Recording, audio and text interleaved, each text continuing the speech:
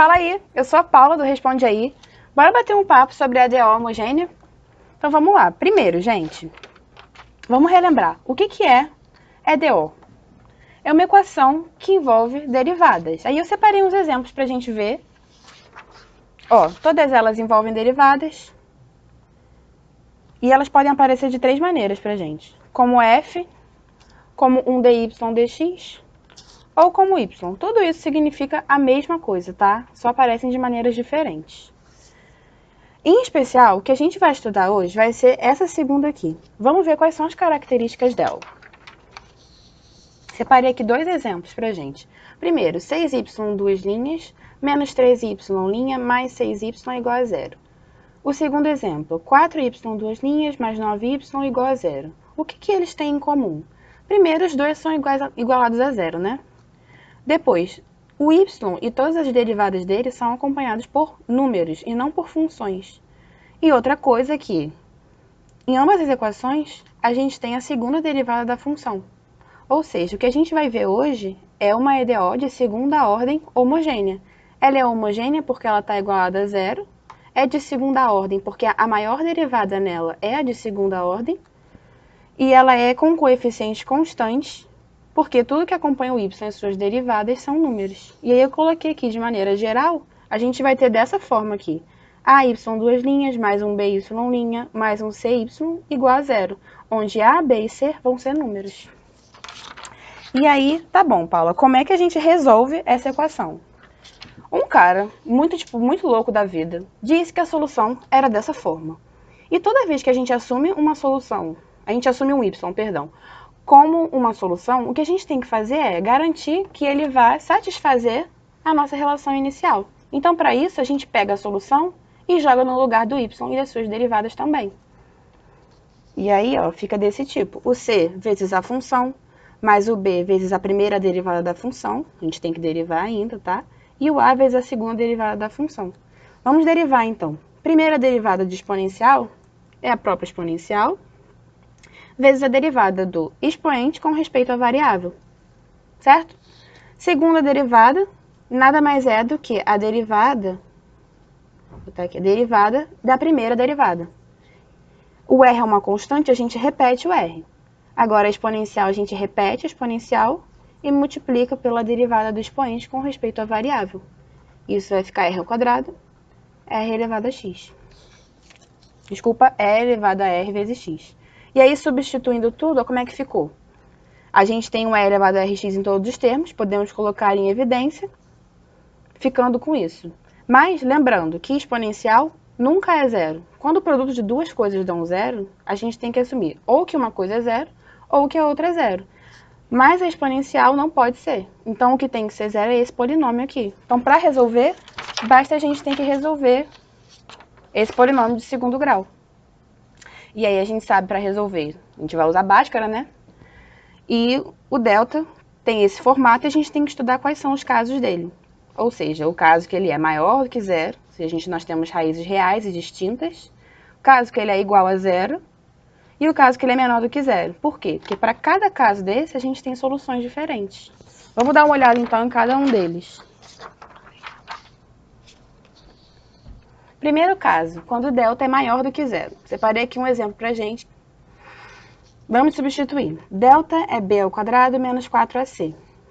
Então, delta vai ser b ao quadrado menos 5 ao quadrado, 4 vezes a, vezes 6. Isso aqui é 25, menos 24. Isso aqui é 1.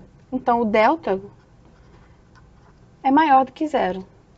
Quando o delta for maior do que zero, a gente tem uma solução que é dessa forma. Uma constante vezes a exponencial, vezes R1x, mais o C2, e elevado a R2, vezes x. Mas quem é R1 e R2? São justamente as raízes desse polinômio aqui. E aí, para descobrir, basta a gente resolver. R1 e R2 vão ser 2 e 3. E aí, a gente substitui e coloca aqui na fórmula. Certo? Vamos ver, então, o próximo caso. O próximo caso é quando o delta é igual a zero. E aí, eu separei aqui um caso pra gente. O delta aqui, eu vou ter b ao quadrado. Vai ser menos 36. Desculpa. vai ser menos 6 ao quadrado, menos 4 vezes A vezes C. Então, isso vai dar zero, né? 36 menos 36. E aí, a solução é dessa forma. A gente tem uma constante vezes E elevado a Rx, mais outra constante vezes x, E elevado a Rx. Apareceu aqui esse R, perceba que não é mais R1 e R2. Por quê? Como a gente tem o delta igual a zero, lembra que o R é dessa forma? Raiz de delta sobre 2A. Quando o nosso delta ele é zero, esse termo aqui vai embora. A gente fica com um R único, a gente não tem dois R's. Então, é só um que vai aqui em cima. E para não ficar igual, ó, se eu tiro o x ele fica igual, o que a gente faz é colocar um x para deixar ele diferente. Certo? Vamos resolver, então. Esse caso que a gente viu agora. O nosso R vai ser 3. E aí, a gente substitui aqui. 3 e 3. Como o R é igual, multiplica 1 por x. Tá?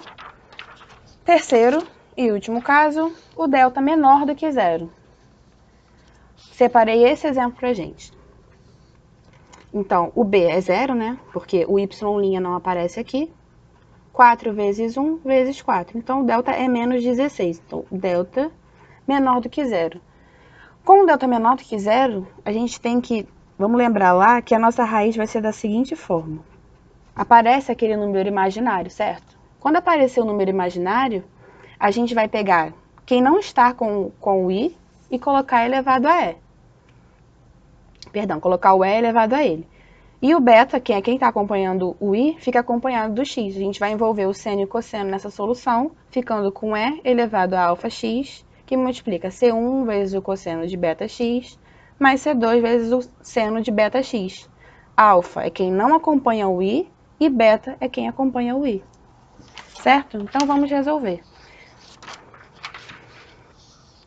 Nesse caso, a solução é mais ou menos 2i. Então, quem não acompanha o i? Zero, né? Como se tivesse um zero aqui na frente. Então, isso aqui vai ser e elevado a zero vezes x. Quem é o beta? O beta é quem acompanha o i. Então, quem entra aqui é o 2.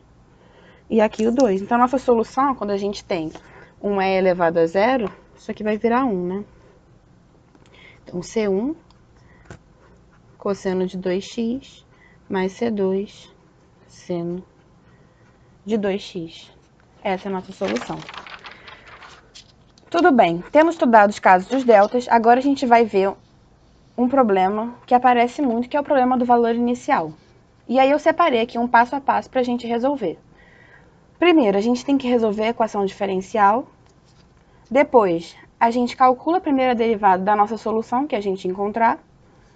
Depois, substitui os valores iniciais, encontrando duas equações, a gente vai encontrar um sistema com duas equações. A gente vai resolver esse sistema para encontrar os valores das constantes. E, por fim, a gente encontra a solução. Vamos ver um exemplo para ficar mais claro. Ó, enunciado. Resolva o problema de valor inicial dado. E aí ele dá essa equação para a gente, diz que o valor, quando a variável é zero, o y é igual a 2. Quando a variável é zero, a derivada do y é igual a 5. Então, para resolver isso, primeiro, vou anotar aqui. A gente tem y duas linhas, menos 5y, mais 6y igual a zero. A gente precisa transformar isso como um polinômio do segundo grau para a gente resolver. Então, vai ficar r ao quadrado, menos 5r, mais 6 igual a zero.